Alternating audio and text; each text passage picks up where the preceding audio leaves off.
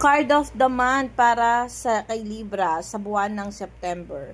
The card said here dignity. The card said here Queen of Swords. Ibig sabihin may kailangan kang i-pursue, may mga kailangan kang patunayan or panindigan. This card showing kasi na dapat i-cut off mo yung mga taong may mga maling gawa sa'yo this time. So, you need to check or take a boundaries kung hanggang saan ka lang po pwedeng saklawan ng ibang tao or sabihin na natin na this card showing kasi ng paninindigan, no?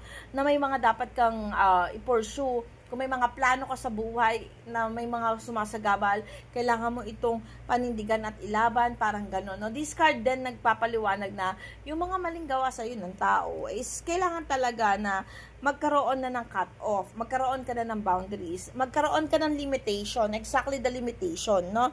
This card showing kasi na hindi lahat sa pagkakataon ay kailangan mo magbigay or umunawa. Kailangan din magkaroon ka ng paninindigan sa sarili mo kung ano yung tama at mali.